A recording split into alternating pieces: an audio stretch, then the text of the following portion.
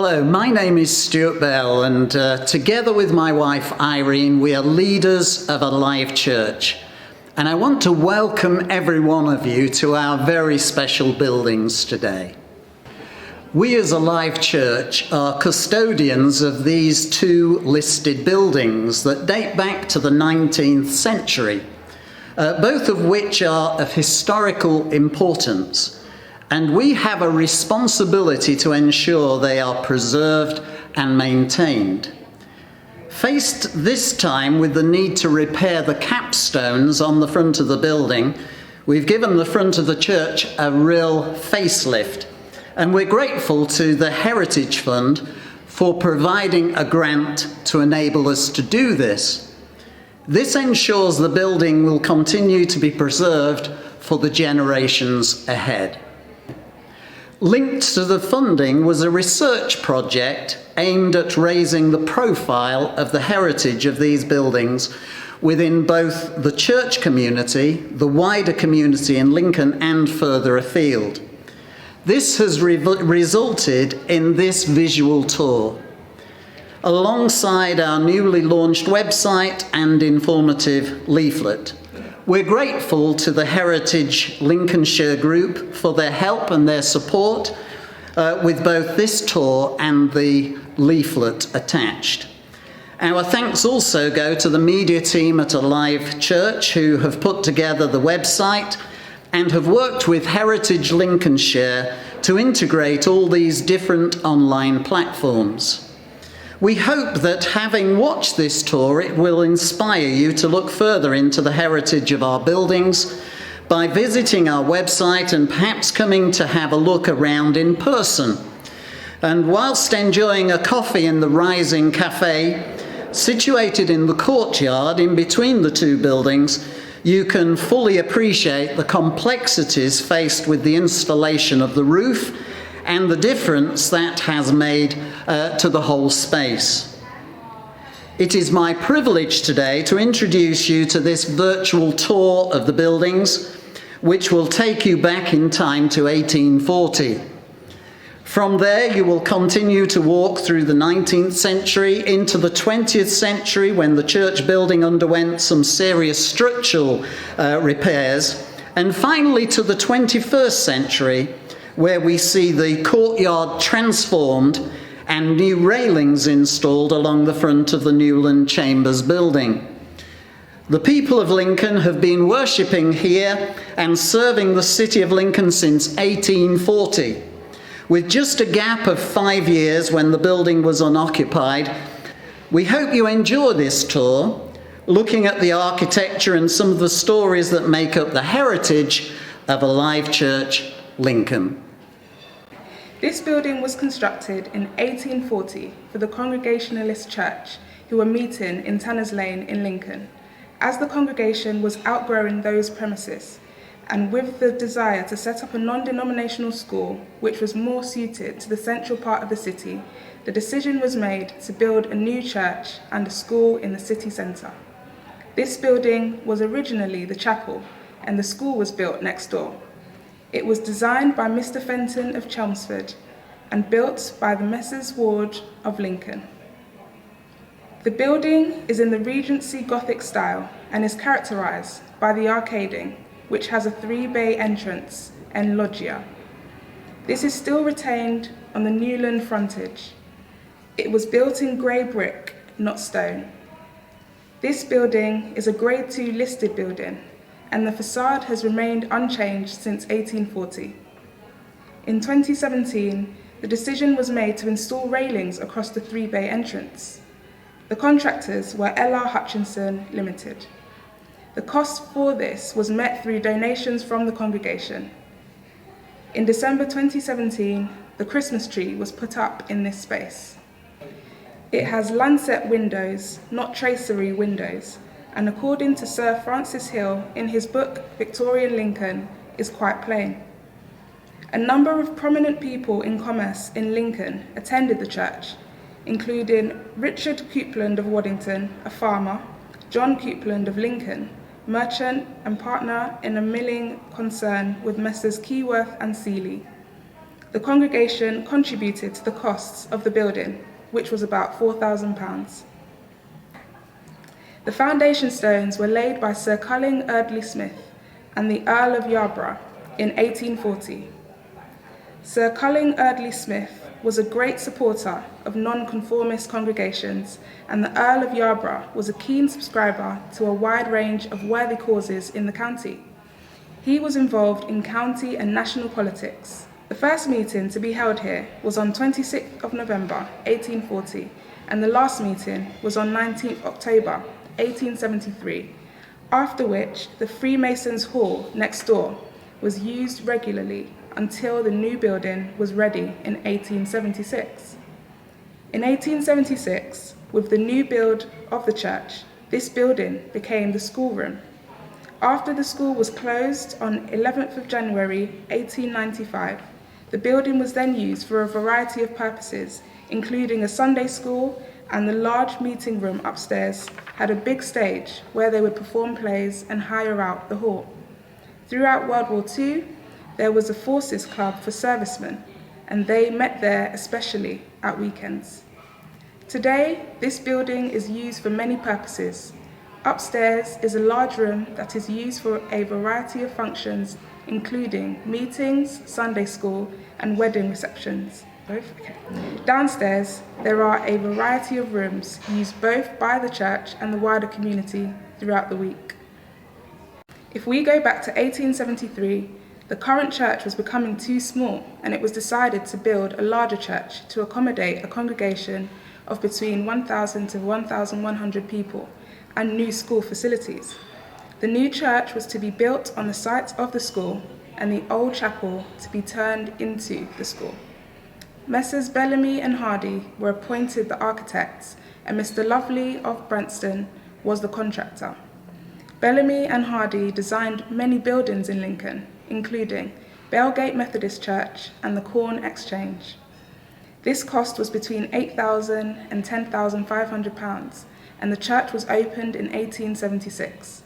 The congregation paid off the debt by 1884. They raised the money through a variety of ways. For example, a grand fancy fair and bazaar held in the Cornhill, Lincoln, 1882, and raised £2,003.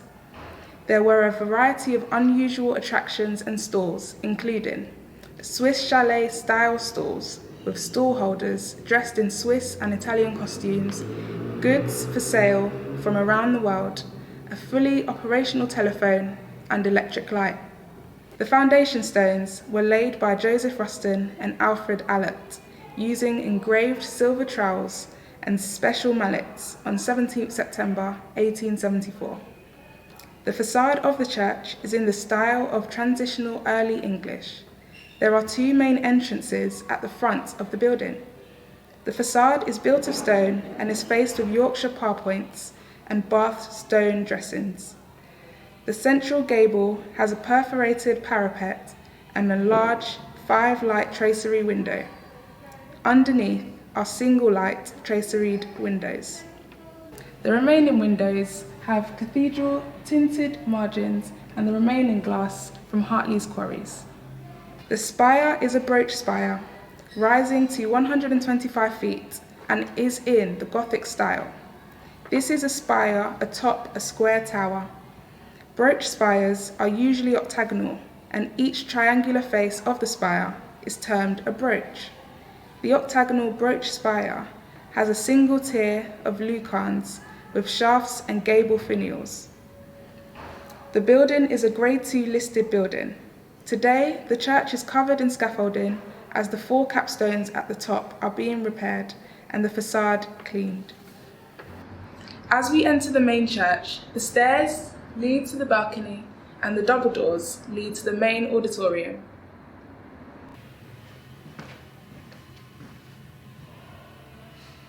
The auditorium was divided into a nave and side aisles by pillars and moulded arches. The pews, made from pitch pine and built by Jewsons, were arranged around a platform in a semi-amphitheatre style. The floor sloped downwards from the rear of the church to the pulpit. As we look up to the ceiling, we see moulded arched ribs and carved corbels. The ceilings were formed into panelled compartments. At the top of each cast iron pillar were foliage made of plaster. We can also see the 2 stained glass windows. The organ was placed above the pulpit. It was replaced in 1892 and was the first one powered by electric bellows in the country. It was maintained by Cousins, the organ makers and repairers whose workshop was opposite the church. The pulpit was built on a level with the balcony. It was known as a preaching theatre, as the speaker could be heard throughout the whole building. The pews were arranged to form a semi-amphitheatre, as on the ground below. The balcony remains unchanged. There has been a congregation meeting in Newland Chambers since 1840, and this building since 1876. The Congregationalists and Presbyterian churches merged and moved to the location in St. Martin's Square. Evangel Church moved from their premises on Newark Road to Newland, and whilst the name and denomination has changed over the years, the church continues the tradition of being a city centre church serving the city of Lincoln. In 1988, serious structural problems were discovered and the congregation had to vacate the building. The walls and pillars supporting the balcony were leaning outward and there were gaps beneath the pillars in the balcony. As a result, the roof was unstable. What had caused this? The church was built on land that had been in a swamp in Roman times, and the foundations were on sandy soil. Also, the young people of the church favoured the balcony, and it was their dancing in the worship that exposed the structural fault. The church decided to look to buy premises elsewhere in the city, as they were meeting in various venues at that time. However, a prophetic word was given by Dale Gentry from the USA, who said they should keep the city centre site as it would be close to the university. At that time, there was no university, but shortly afterwards, its development was announced and the choice of the site followed. Permission had to be obtained from Historic England as the building was listed, and they initially objected to the internal changes. However, advice was sought, and because the building was a place of worship, changes could be made to accommodate different styles of worship. Planning permission was finally agreed with the conditions attached. Pelham Construction Company was given the contract. The underpinning was completed and the interior of the church reconfigured. Much of the internal work was completed by the congregation, which kept the costs down. Pelham Construction accessed the building from Park Street through a hole made in the rear wall of the church by the right-hand wall as viewed from the platform. They braced the walls and injected concrete under the pillars and underpinned them. The walls were reinforced by bars spanning the opposite sides of the structure and also tie bars installed between side walls. The congregation had grown in size and there was a need to expand the capacity for seating. In order for this to take place, the organ, the pulpit and the pews were removed in the main auditorium, but the pews in the balcony were kept. The floor level was raised and a new platform was put in place. Some of the work was done by members of the congregation. They removed the pews and organ and helped decorate the building.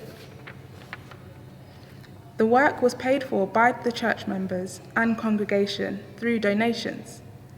The cost of the renovations was addressed in 2 phases. The first comprised gifts and the second by a loan. There were 4 appeals for funds between 1992 and 93, and by 1994, the congregation had raised £200,000. There was a celebratory service when the congregation was allowed to move back in 1994. The preacher was Gerald Coates, and members of the congregation were involved in the recreation of the tableau to tell the history of the building. Prior to 2005, this door would have led to an open, derelict space between the two buildings. The bins were kept there, and the space was underused. The area was landlocked, as can be seen on these plans. This is the church, this the Newland Chambers building, and this the space in between. For many years, there were discussions around how best to use this space and how to put a roof over it. John Shelbourne, one of the founder pastors of New Life, had visualized using the space to accommodate a cafe and book room. This was part of the inspiration for the project. Another inspiration for the project came from a prophecy by Dale Gentry from the USA, who spoke of the church being open 7 days a week. By putting a roof over the space, this would allow that to happen. The problems were that the area is landlocked, with no easy access from either Newland or from off Beaumont Fee, and both buildings were listed buildings and nothing could be attached to the brickwork. The roof needed to be lightweight, supported by pylons driven into the ground, durable, able to let light in and not need cleaning. The breakthrough came when Stuart Bell thought he had seen a see-through roof, and so the architect, David Glue, investigated and discovered the roof of the Eden Project. The roof was durable, light, didn't need cleaning, and did not overheat. They had thought of glass, but should anything fall on it, it would smash. This roof wouldn't do that. The work was overseen by David Glue, architects from their practice on West Parade. They worked with the City Council and Historic England. The contractors were Lindham BMS of Lincoln. The roof was completed by installing beams that supported hollow plastic envelopes filled with pumped air. This was to achieve a light structure.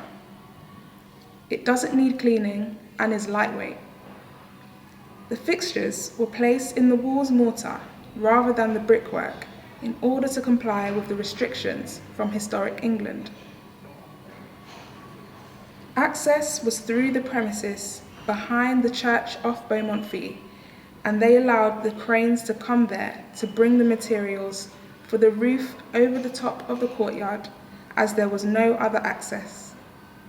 The building was completed in 2005. The cost was just over £400,000. A loan was taken out, and this was then paid off by the members of the congregation through the Rise and Build Fund established by the church for funding such projects. Today, the space is used for a variety of purposes. It links the two different parts of the church buildings, allowing movement from the main church through to the reception and other smaller meeting rooms. Battelle uses the space during the week, running a very successful and popular cafe called the Rising Cafe. The cafe is open 6 days a week to the general public. In the evenings and on Sundays, the space is used for smaller gatherings, entrance into the main church, and an area to sit and enjoy coffee and catch up with people before and after the services. The tour has taken you on a real journey, from 1840 to the present day. We hope it has given you a taste of the heritage of the Newland buildings and of the church communities who have worshipped here and served the city of Lincoln for over 150 years. As you will have seen from the tour, the outside of the buildings has remained largely unchanged over these years. Just a small roof over the entrance into the courtyard and Rising Cafe, and the railings along the arcading on the Newland Chambers building. The renovations within the main auditorium have allowed the church to keep the integrity of the architectural design whilst providing a more flexible space for the congregation to use for worship and gatherings. New staging has been built, new PA systems and screens installed to meet the needs of the congregation and the style of worship within the church. Within the Newland Chambers building, smaller meetings rooms have been created to allow groups from within the church and the wider city community to use these spaces, and upstairs the large meeting hall that was used by the church and by other groups continues to be used today for a variety of purposes, and groups from Toddlin to ESOL and Brushstrokes, just to name a few, continue to serve the church community and the wider city community. Heritage is about fabric of the buildings and the stories that sit within those buildings, and we hope that as you followed this tour through the different areas of church, you will have had a flavour of these stories. We hope you've enjoyed the tour, and that now you will have a look at the website to find out more, and perhaps you could visit us in person. We look forward to the opportunity of being able to welcome you to our church and perhaps to the Rising Cafe one day soon. The denomination may have changed, the names have changed, but the initial reason for moving to the site in 1840 was to better serve the community of the city of Lincoln. That is the thread that links us to the past and leads us through the centuries to the present day, where we are honoured to continue to serve the community across the city and beyond. I really hope that you've enjoyed the tour. We love the city of Lincoln. We love these buildings, and it's exciting that we can be right in the centre of a great city. Thank you for being with us today, and we hope that you'll come and visit us, if possible, in the future.